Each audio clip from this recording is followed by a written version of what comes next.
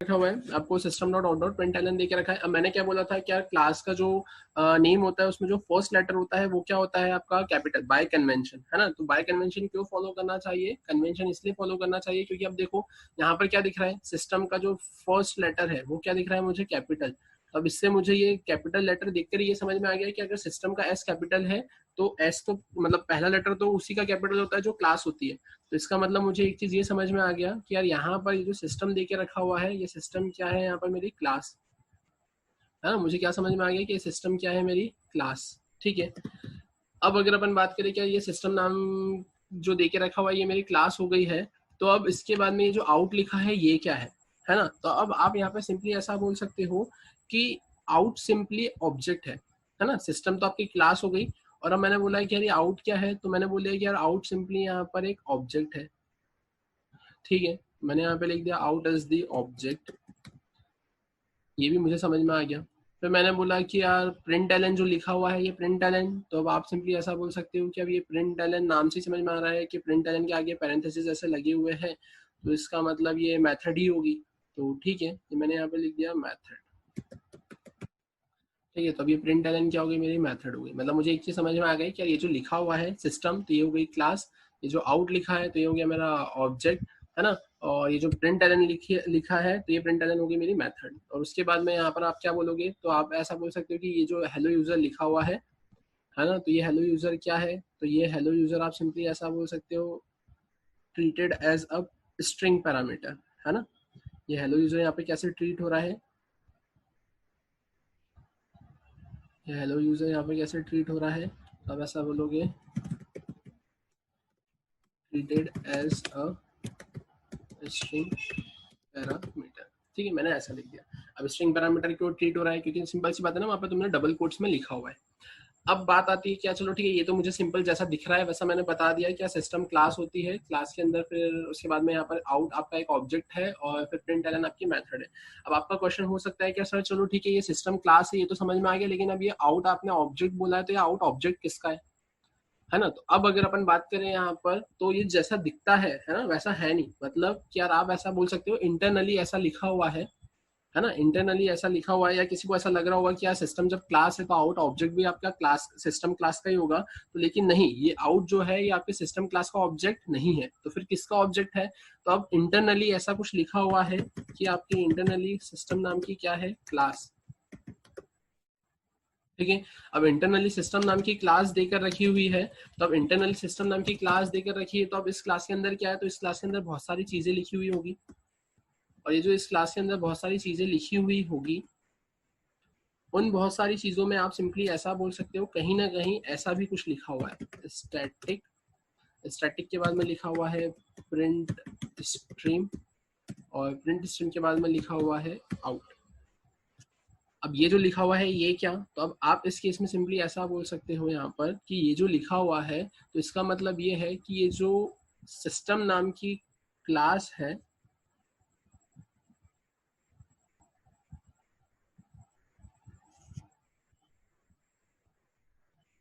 रिनी नहीं, यहाँ पर ये अभी सिस्टम, ये मैंने जो स्ट्रिंग लिखा हुआ है ये स्ट्रिंग पैरामीटर, ये भी मैंने इसके पहले कभी भी डिस्कस नहीं किया है, ये मैं भी डिस्कस कर रहा हूँ। और क्या होता है ये मैं भी एक्सप्लेन करूंगा ना, सिस्टम के बाद में आउट फिर प्रिंट एलन और उसके बाद में फिर अपने स्ट्रिंग पैरामीटर पर आएंगे। अभी ये जो मैंने ऊपर की लाइन लिखी हुई है ये तो सिर्फ मैंने बस एक जनरल मैनर में जो दिख रहा है वैसा लिखा है, इनका मीनिंग अभी मैं एक्सप्लेन कर रहा हूँ। ठीक है,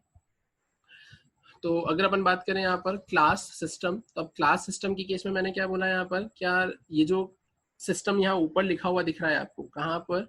ये यहाँ पर। अब ये जो सिस्टम आपको लिखा हुआ दिख रहा है इंटरनली, है ना, इंटरनली मतलब कि यार कहीं अंदर लाइब्रेरीज में, है ना, जो आपके जावा की है ना, जब आप जावा डाउनलोड करोगे तब उसके अंदर कहीं ना कहीं जो आपके पास में लाइब्रेरीज मिलेंगी वहां पर कहीं ना कहीं ऐसे सिस्टम नाम की आपके पास में क्लास होगी, और वो सिस्टम नाम की क्लास के अंदर कुछ कोड्स लिखे हुए होंगे, और उन कोड्स में कुछ ऐसा लिखा हुआ होगा स्टैटिक प्रिंट स्ट्रीम आउट। तब इस केस में आप यहाँ पर सिंपली ऐसा बोल सकते हो कि ये जो सिस्टम लिखा हुआ है ये सिस्टम तो आपकी हो गई क्लास, और ये जो आउट दिख रहा है, ये जो आउट दिख रहा है इस आउट को आप क्या बोलोगे यहाँ पर सिंपली, इस आउट को आप यहाँ पर सिंपली ऐसा बोलोगे, member of system class. Here out is the member of system class, है ना। आप यहाँ पर क्या बोलोगे कि यहाँ पे जो आउट है वो सिंपली क्या है, here out is the member of system class. ठीक है, मैंने बोल दिया कि यार यहाँ पर आउट क्या है मेरा, यहाँ पर आउट मेरा मेंबर है किसका, सिस्टम क्लास का। लेकिन अगर हम बात करें कि यार आउट तो हो गया, मेंबर हो गया सिस्टम क्लास का, लेकिन अब यहाँ पर ये जो आपको प्रिंट स्ट्रीम दिख रहा है, यहाँ पर आपको ये जो प्रिंट स्ट्रीम दिख रहा है ऐसा लिखा हुआ, तो आप सिंपली ऐसा बोलोगे कि प्रिंट स्ट्रीम के अंदर भी ये मुझे पी जो है ये कैपिटल दिख रहा है, पी भी मुझे यहाँ कैपिटल दिख रहा है, तो इसका मतलब यहाँ पर ये प्रिंट स्ट्रीम नाम की क्या होगी, क्लास होगी। और अगर प्रिंट स्ट्रीम नाम की क्लास होगी तो अब इस केस में मैं क्या बोलूंगा, अगर प्रिंट स्ट्रीम नाम की क्लास है तो ये जो आउट होगा, है ना, अब ये जो आउट होगा तो अब इस केस में मैं यहाँ पर बोलूंगा ऐसा कि हियर, है ना, इस केस में मैं ऐसा बोलूंगा कि here out is the object of print stream class. यहाँ पर अब आप क्या बोलोगे कि यार यहाँ पर जो आपको ऐसा दिख रहा है इंटरनली जो सिस्टम है उसके अंदर यहाँ पर ऐसा स्टैटिक प्रिंट स्ट्रीम और आउट लिखा हुआ है ना। और यहाँ पर अब आप क्या बोलोगे, तो आप यहाँ ऐसा बोलोगे कि जो आउट है ये आउट क्या है, तो ये आउट यहाँ पर मेंबर है आपके सिस्टम क्लास का, लेकिन ये आउट यहाँ पर है आपका object, here out is the object of print stream class. तो ये आउट क्या है, आपका ऑब्जेक्ट है किसका, आपकी प्रिंट स्ट्रीम नाम की क्लास का। और अगर आउट यहाँ पर ऑब्जेक्ट है प्रिंट स्ट्रीम नाम की क्लास का, तो फिर अब यहाँ पर सिस्टम उसको कैसे एक्सेस कर रहा है, तो अब याद हो तो मैंने अभी इसके पहले एक चीज बोली थी क्या, कि यार अगर आपकी मेथड स्टैटिक होती है तो मुझे ऑब्जेक्ट बनाने की जरूरत नहीं पड़ती है, मैं डायरेक्टली क्लास के नाम से ही उसको क्या कर सकता हूँ, कॉल कर सकता हूँ, है ना। अगर आपने अभी जो इसके पहले देखा था कि आपने स्टैटिक लिखा था, तो स्टैटिक के केस में आप क्या बोल रहे थे कि वो मेथड को आपको, है ना, कॉल करने के लिए ऑब्जेक्ट की रिक्वायरमेंट नहीं लग रही थी, आप डायरेक्टली उसको क्लास के नाम से ही क्या कर सकते हो, कॉल कर सकते हो, है ना। तो इसलिए यहाँ पर अगर आपने इसको क्या बना दिया है, as a static,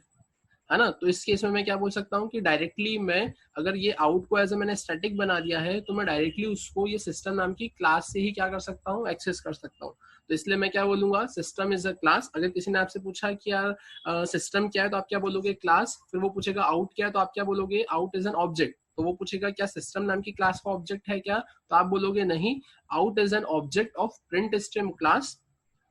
which is defined as a member inside system class, है ना। और वो कैसा है, एज अ स्टैटिक है, और स्टैटिक चीजों को मैं डायरेक्टली क्लास के नाम से कॉल कर सकता हूँ, तो इसलिए यहाँ पर सिस्टम डायरेक्टली उस आउट को आपने क्लास के नाम से क्या कर लिया, यहाँ पर एक्सेस कर लिया है। ठीक है, फिर अब कोई पूछेगा कि अब ये प्रिंट एलन क्या है, तो प्रिंट एलन किसकी मेथड है, तो अब आप क्या बोलोगे यहाँ पर, तब आप सिंपली ऐसा बोल सकते हो कि यहाँ पर ये जो आपने प्रिंट एलन लिखा है ना, तो ये प्रिंट एलन क्या है, मेथड है। अब किसकी मेथड है, तो जैसा कि आपको दिख रहा है यहाँ पर आपके पास में ये क्लास है प्रिंट स्ट्रीम, है ना। अब ये प्रिंट स्ट्रीम नाम की क्लास के अंदर आपके पास में यहाँ पर ऐसी मेथड्स है, वॉइड, और वॉइड में मैंने यहाँ पे लिखा प्रिंट एलन,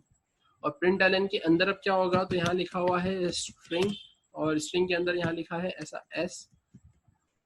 ठीक है। फिर उसके बाद में आप ऐसा बोलोगे कि ये एक आध मेथड और लिखी होगी प्रिंट एलन, और प्रिंट एलन में यहाँ पे लिखा होगा इंट आई,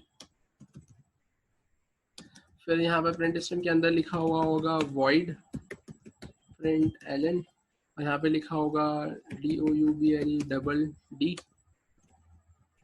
या ऐसा कुछ, है ना। ऐसे करते करते आपके पास में यहाँ पे बहुत सारी ऐसे मेथड्स आ सकती है ना, स्ट्रिंग के लिए, इंट के लिए, डबल के लिए। तो अब आप क्या बोलोगे यहाँ पर, क्या ये जो आउट है ये किसका है, ऑब्जेक्ट है प्रिंट स्ट्रीम का, तो सिंपल सी बात है ना, क्या जो ऑब्जेक्ट जिस क्लास का होता है उसी क्लास के मेथड्स को कॉल करता है। तो यहाँ पर ये जो मेथड है प्रिंट एलन, तो ये प्रिंट एलन मेथड किसकी है, आपकी प्रिंट स्ट्रीम नाम की क्लास की है।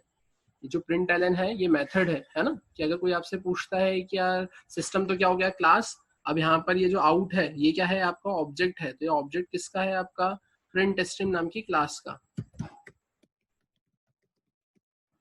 है ना। और अगर किसी ने पूछ लिया ये मेथड, तो आप मेथड के केस में भी क्या बोलोगे कि यार ये मेथड भी किसकी है, आपकी प्रिंट स्ट्रीम नाम की क्लास की है। तो देखो ये प्रिंट स्ट्रीम नाम की क्लास के अंदर आपके पास में ये प्रिंट एलन नाम की क्या देके रखी हुई है, यहाँ पर आपको मेथड दे के रखी हुई है। ठीक है, अब प्रिंट एलन नाम की मेथड दे के रखी, तो यहाँ पर भी मेथड है, प्रिंट एलन यहाँ पर भी मेथड है, प्रिंट एलन यहाँ पर भी मेथड है, प्रिंट एलन। लेकिन अब आप बोलोगे कि यार अब इसमें से कौन से मेथड को एक्सेस करना है, तो मैंने यहाँ पे क्या लिखा है प्रिंट एलन के अंदर डबल कोट्स में हेलो यूजर, यहाँ पे क्या लिखा है treated as a string parameter, है ना। ये कैसा ट्रीट हो रहा है एज अ स्ट्रिंग पैरामीटर, मतलब कि अगर आप आपके